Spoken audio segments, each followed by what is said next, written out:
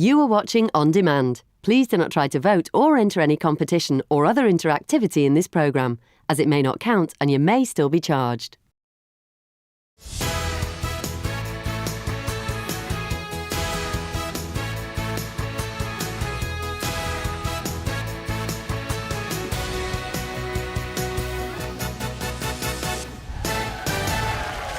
Today on your Loose Women Live, it's Ruth Langsford, Colleen Nolan, Janet Street-Porter and Jane Moore.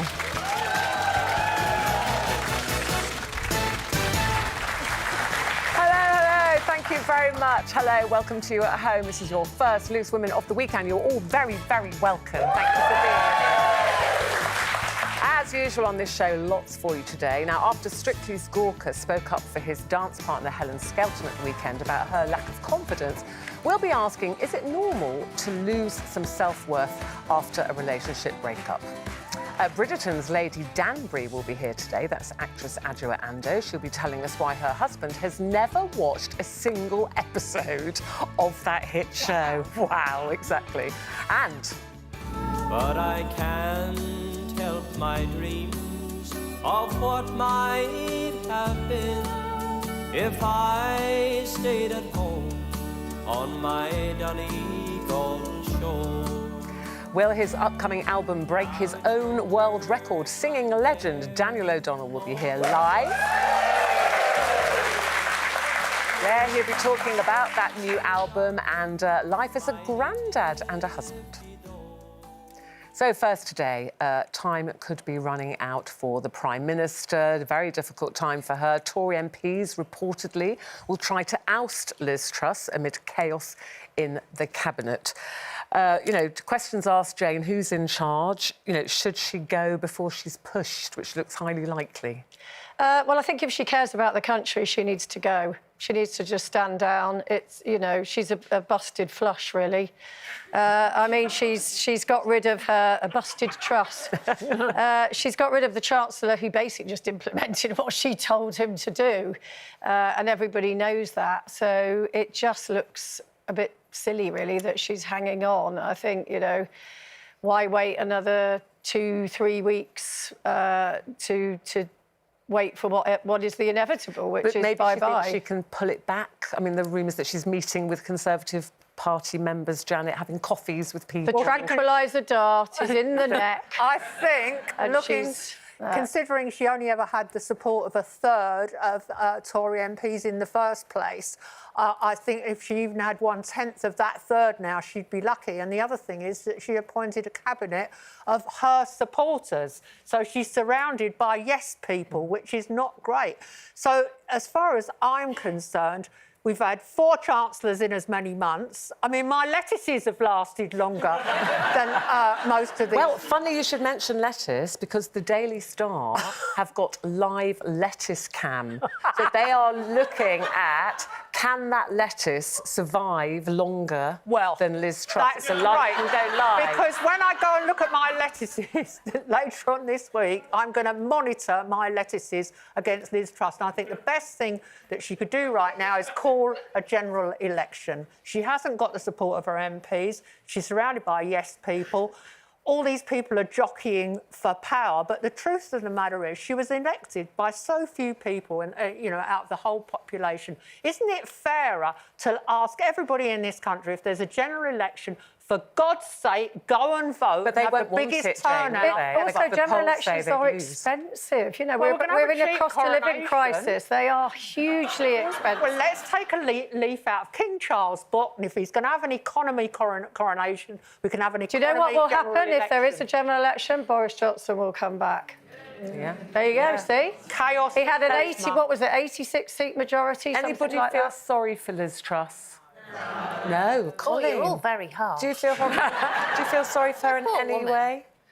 I just can't imagine what that woman's going through right now, to be honest with you. I mean, it must... she's definitely not sleeping, that's for sure. I feel slightly sorry for her in the respect that it seems that she's been on you know, the losing end of things since the time she came in. She's taking over a country that's completely, at the moment, in a state. I don't think anybody could have done anything different. I don't think she's had any support from anybody. Bless you. Bless you. Who let Liz in? Anyway, so, yeah, I think there's, you know, and there's also a part of me thinks, would she get more support from her party if she was male? Because they seem to be very... But they voted her in. They voted her. Yeah, but you were saying, So they and did she support elected her. the people that supported her. Well, why would she, you know, elect the people that didn't? Well, I That would think be- that it's better to have a coalition and to include people in your cabinet who might slightly disagree with you to challenge your point of view. That's all. But then the thing is as well, like everyone here saying, you said Boris might get in, and everyone, oh, we don't want Boris. Oh, well, who do we want? Because whoever comes in... No, I nobody heard a wants- distinct... That's what I'm saying. Yeah. They don't want him. No, I heard a distinct, yeah, let's have Boris. Who I wants thought you Boris said back? no. Yeah. Yeah, lots of Boris. Oh, Well, you you want didn't Boris want back? a few months ago. Right, get out.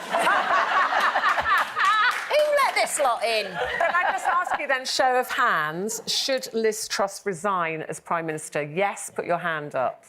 Yeah. Well, I think that's That's a lot. 100%. That's a lot. And actually, we you're asked you the same question at home. Should Liz Truss resign as Prime Minister? 88% of you also said yes. So overwhelmingly, people saying she should resign. Watch this space, as they say. Day's a long time in politics, isn't it? It is. We've probably had another 3 chancellors since we've been on air. Also, Maybe the country could be run by a lettuce. yeah, maybe it's the leftist. They It might do a is. better job. Also making the news this weekend, the so-called eco-activists from Action Group Animal Rebellion. Now, they staged what they call milk pours in supermarkets across the country. Now, this follows protesters from Just Stop Oil who threw tomato soup at a Van Gogh painting in the National Gallery. Is it a good way to get their point across? Because they will say, we are just trying to make people listen to us, Janet. Well, when the tomato soup was thrown at the Van Gogh painting, I was outraged. And I put something to that effect on Twitter. And then back came the comment, it's not real vandalism.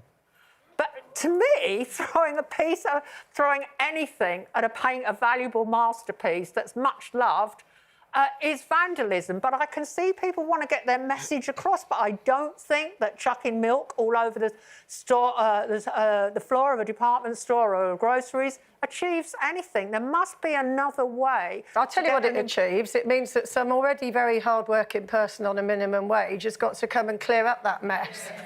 That's what it achieves. Yeah, these protesters do seem very pleased with themselves, especially the ones that chuck the tomato soup.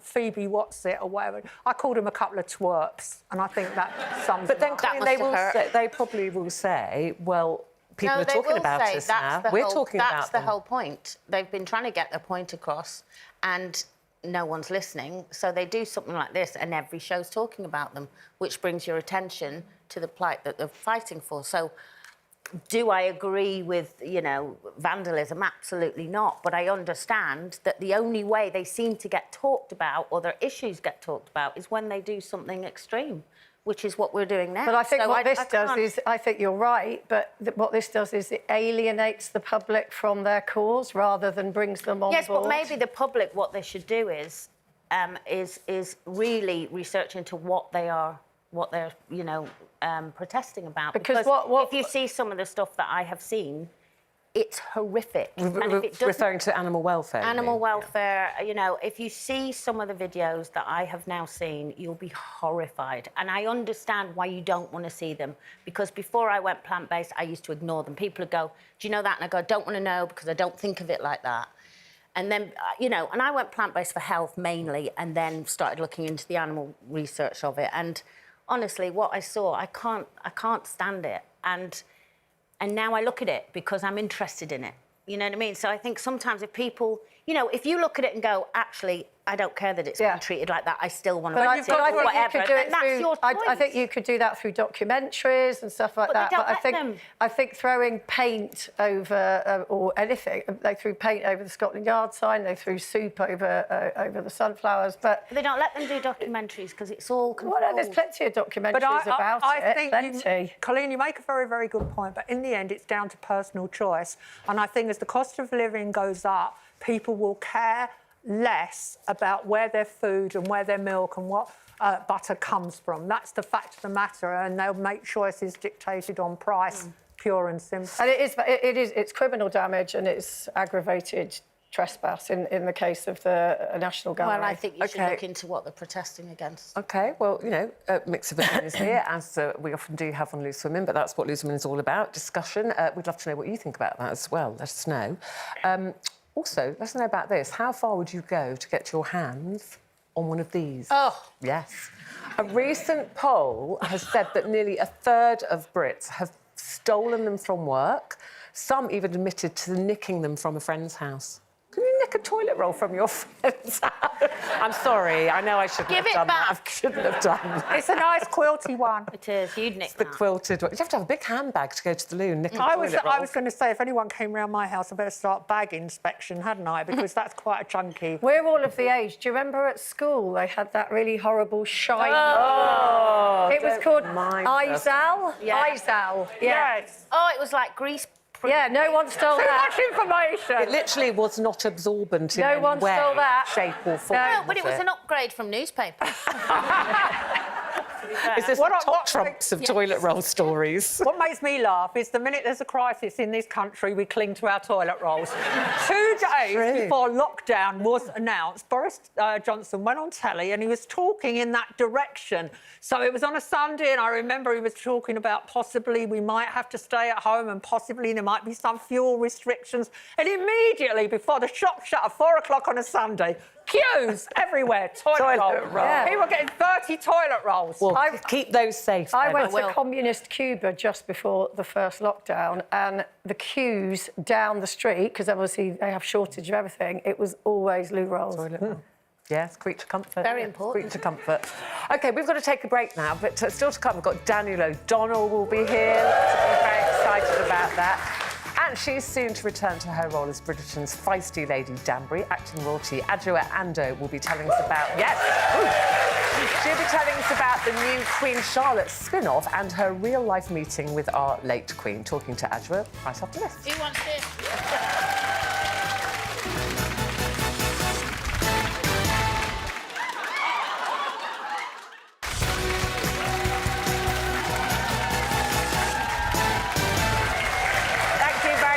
Hello, welcome back to Loose Women. Now, still to come on the show, Strictly's Gorka Marquez spoke up for his dance partner, Helen Skelton, at the weekend on Strictly following her love split. Our take on what he said at 1 o'clock. Before we do any of that, competition time for you. A huge £100,000. It's a pretty good start to the week, isn't it? Lines close this Friday at 3, and Laura Hamilton has all the details for you. I am fully embracing autumn. I love the season change. And did you know that the scents and sounds of the crisp leaves crunching can actually improve your well-being? Well, I'm definitely feeling the boost. And remember, we could be boosting your bank balance by £100,000. That's a truly life-transforming amount of money. £100,000 is like getting £8,000 extra a month every month for an entire year. It really is a life-changing amount of money. You could be our next winner, but remember, lines close on Friday at 3 p.m. What was that? I think I heard something. I'm out of here.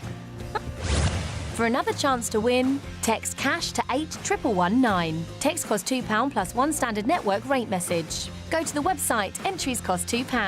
Call 09068 781119. Calls cost £2 plus your network access charge. Or post your name and phone number to DY36 PO Box 7558 Derby, DE10NQ. Entrants must be 18 or over. Lines close on Friday 21st of October at 3 p.m. Good luck. Thank you very much, Laura. Now, our first guest today is actress Adjoa Ando. She'll fit in very well around here, because she's a lady, don't you know? Very much like us. Earl of Gloucester. His wife recently died of influenza. He might make a particularly estimable addition to your dance card this evening, Miss Sharma. I will not be taken to the floor tonight, Lady Danbury. What about the Duke of Suffolk? According to Debrett's, he should be quite the catch this year. The Duke flaunts his mistresses. I assure you, Miss Sharma, I have our prospects well in hand. I'm sure she does. Please welcome Bridgerton's Lady Danbury. It's the fabulous Adjoa Ando.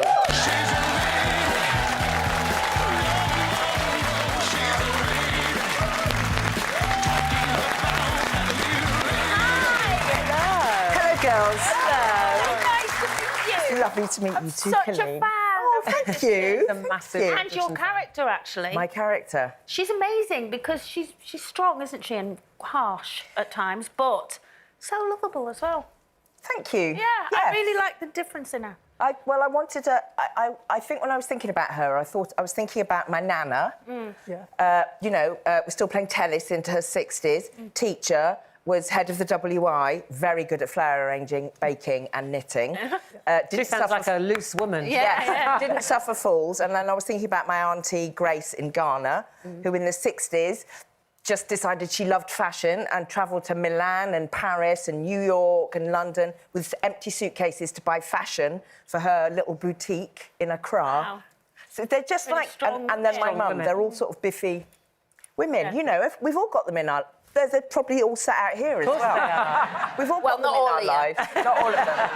And then do they give you licence to kind of add something to the character that you want to bring? So it's a Shondaland discipline that you don't stray a word off text unless you've had big chats beforehand and said, I beg you, let me change that word. But in terms of the look of Lady Danbury, I wanted her to... Because she's a widow, and in this period, if you're a woman, you were the property of your husband, literally. You went from your father to your husband. I wanted her...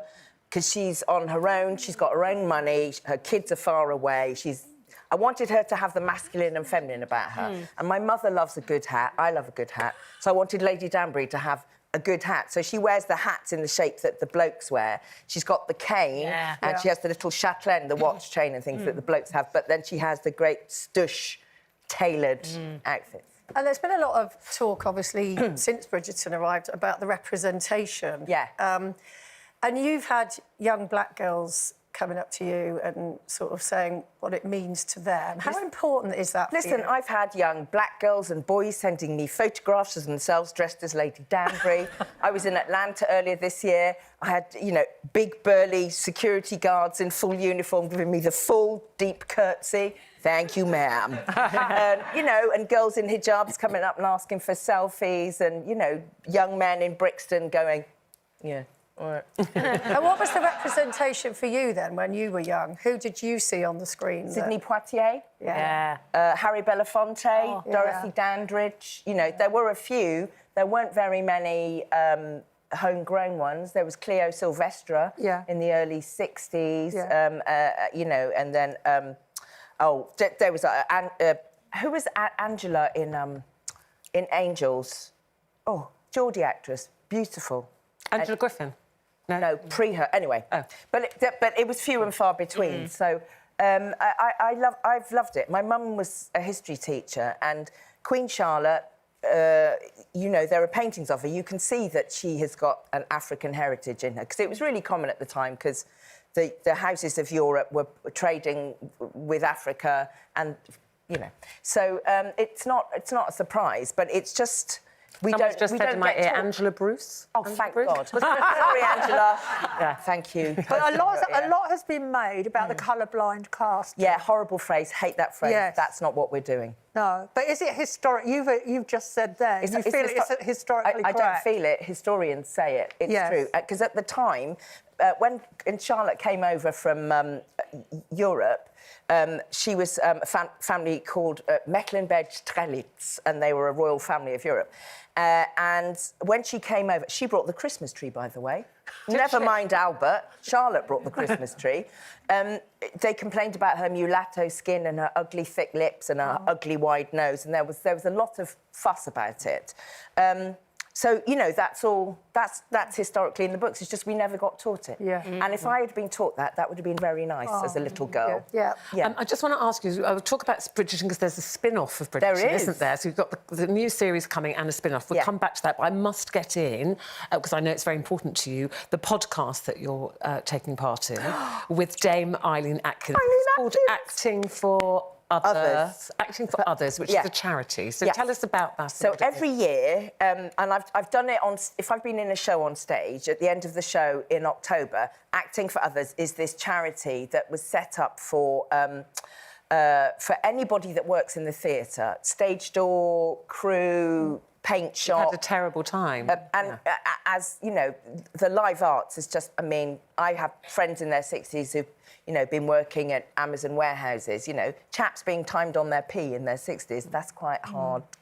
Going. Because they're freelance in that industry We're and freelance. they don't get The paid. minute the work stops, you don't eat, literally. Or, you know, friends with young kids. So Act for Others is there to support anybody that may be unable to work because of bereavement or ill health of somebody, their child or their parent or whoever they're caring for. It's a sort of safety net that doesn't exist for freelancers anywhere else. So we do it for ourselves, and then once a year we go on stage after a show with a bucket. Yes, I've been in theatres and I've been at shows where I've put money in the bucket. And you've got any folding change. Yeah, like that. You don't want to front. And so that's called right. Acting for Others Presents with Dame Eileen Atkins. You're going to do that. And then very quickly, I think I've got about 40 seconds left.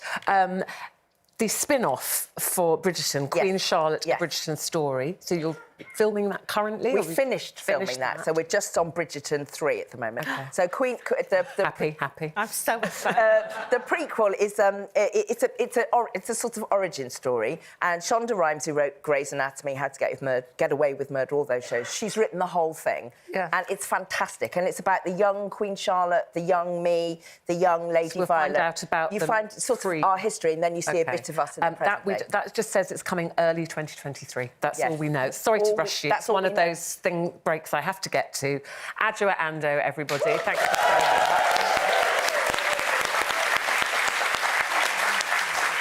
And nice to have you in the studio this time. Yes, I know. So we've got to take a break, as I said. Still to come, Irish singing legend Daniel O'Donnell will be here on a career first at the age of 60. And then coming up next, as Strictly's Gorka tells his partner Helen that she should have more self-belief, Colleen will tell us why she suffered a similar lack of confidence. So we'll see you right after this. Sorry.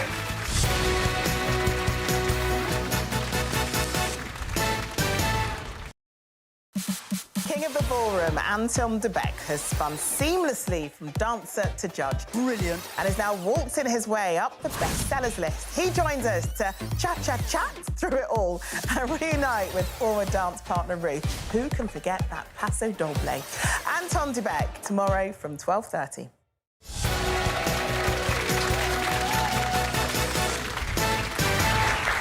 Hello, welcome back to Monday's Loose Women. You are very welcome. Now, last night, a storm hit Emmerdale as the soap celebrated 50 years on our screens. And tonight, the drama continues with a terrifying cow stampede.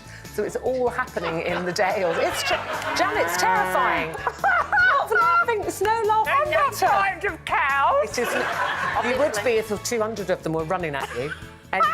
Anyway, on your Loose Women panel today, she's well known for her animal instinct. It is Jane Moore.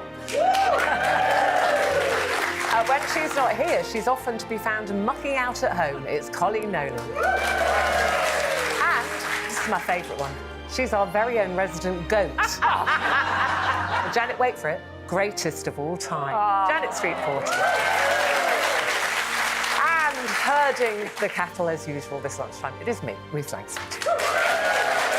Herding the cattle? Herding the cattle. I don't write it, Colleen, I just deliver it. Take it up with the producers. You milked that one, didn't you? Now, Daniel O'Donnell will be here in about 15 minutes' time. Before that, though, it's no secret that Strictly contestant Helen Skelton has been going through a pretty rough time recently after her husband moved on with another woman. And on Saturday night, her dance partner, Gorka, had this to say to her. You have been having a difficult time, and I know may feel like you're not like beautiful or good enough or anything, but if you don't believe in yourself, I believe in you. So only you're the one who's going to make the change and the one who needs to believe in you, because you are an amazing woman, very inspirational, an amazing mum and an incredible dancer. So believe in you, please. There you go. We love you, Helen. That's how to do it. So kind words from Gorka, supportive words from Gorka. I thought that was rather sweet, Janet. I think he meant it well, but I found it a bit cringy and patronising, I've got to say. Did you? Yes, I think Why? she's had a bad time, and it would have been good to say all those things to her privately, but I think also, the most important thing for her right now is to find herself, to rebuild her confidence. And in the first instance, she'll do that with her girlfriends and her close friends.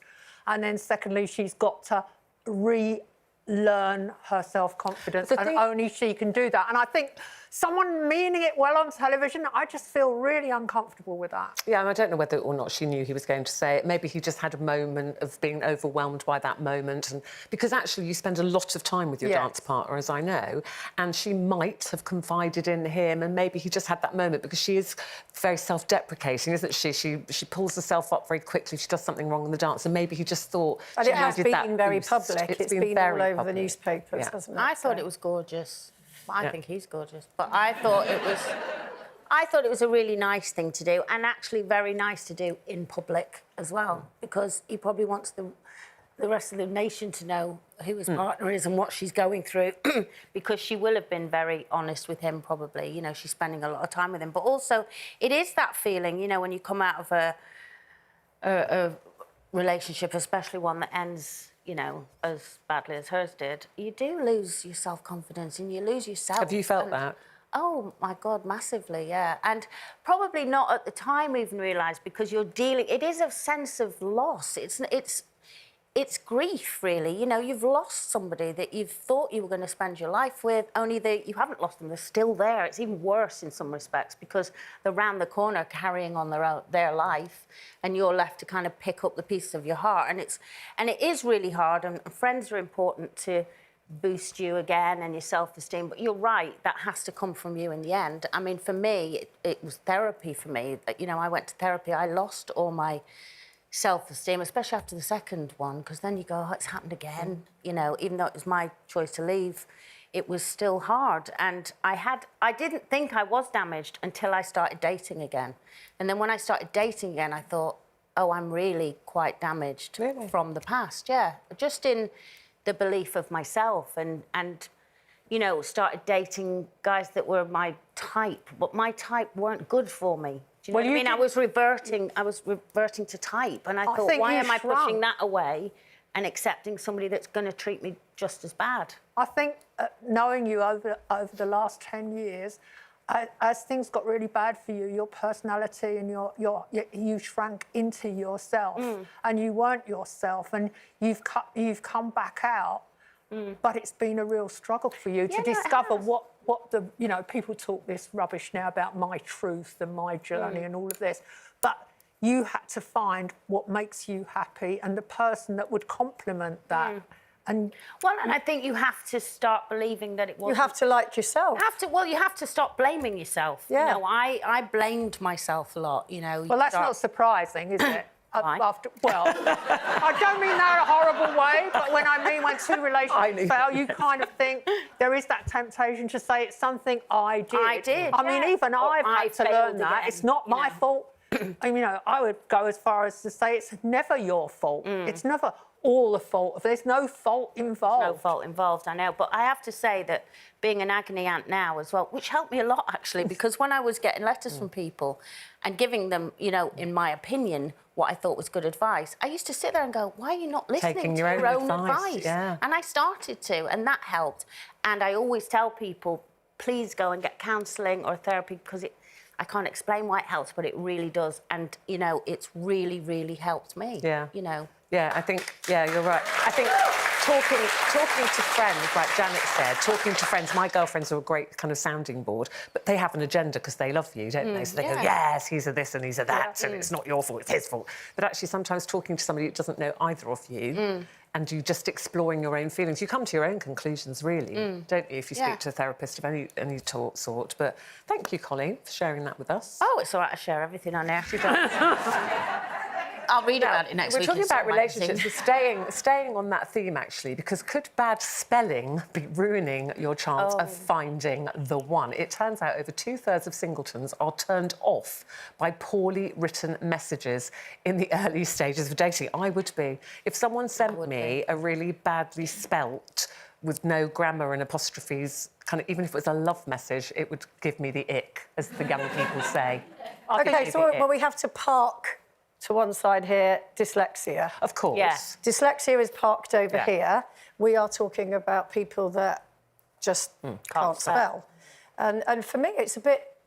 I mean, you know, we all misspell certain things, but there are fundamental basics that I see more and more now, actually, and I get quite depressed because I think at bare minimum they've spent 12 years in the British education system and somebody has not told them that, you know, we are going there is not T-H-E-I-R.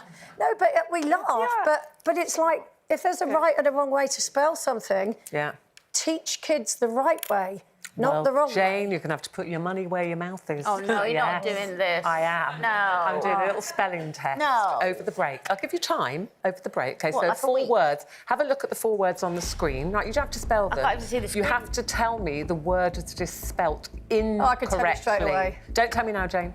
Incorrectly. OK, you're going to have about 3 minutes over the break. I can tell you straight away. To work it out. Colin's still looking. So you keep looking, Colleen. Hate people like them at school. And I got it. Easy. Miss, I've got it. I've got it, miss.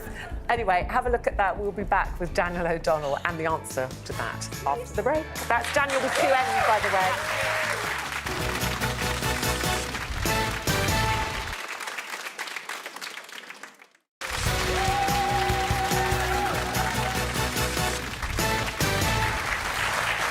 Hello, welcome back to Loose Women. Now, in just a moment, an Irish treat for you. Daniel O'Donnell will be here.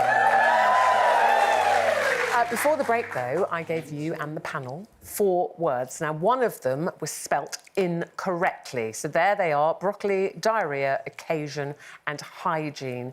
Colleen, which one do you think is spelt incorrectly? Top one? Broccoli. Janet? Broccoli. Jane? Broccoli. Audience?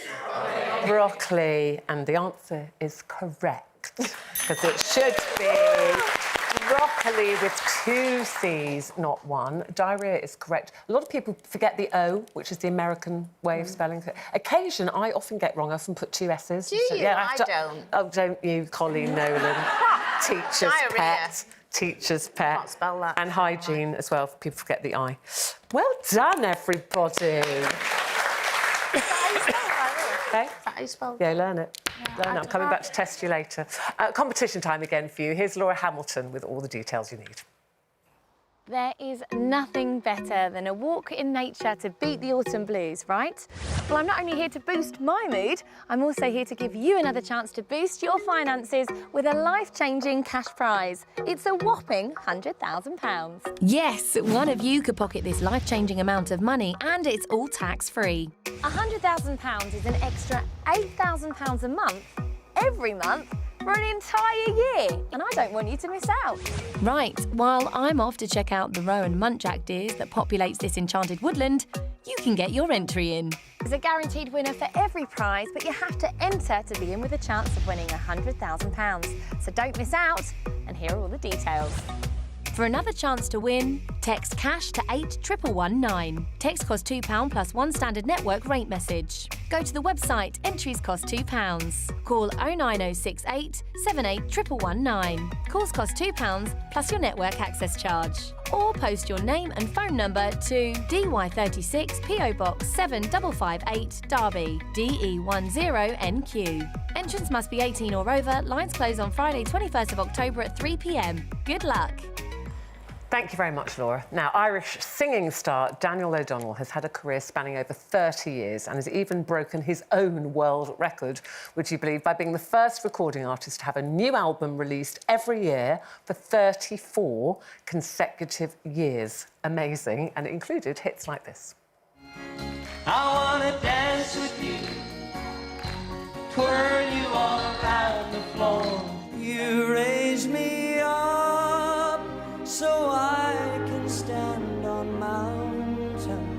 It could fall all around us on my Donegal shore. You know I'll do anything that you want me to.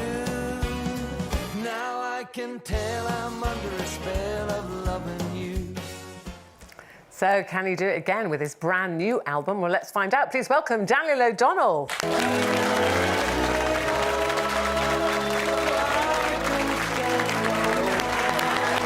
Welcome. How are you? We're very good. How are you, Daniel? Good, I'm great. Nice to be here. Good. You still look the same. So do like you. even all those years ago, you just look Well, the I same. don't know. I was looking at the old ones there. And No, you look the same. what can you do? I've put a bit of grey into my hair. It's the whole fashion now. yeah. Just did it. Everybody's doing it in COVID, so... That is quite staggering. An album every single year in the album charts for 34 consecutive years. So every... I mean, it's amazing. Yeah.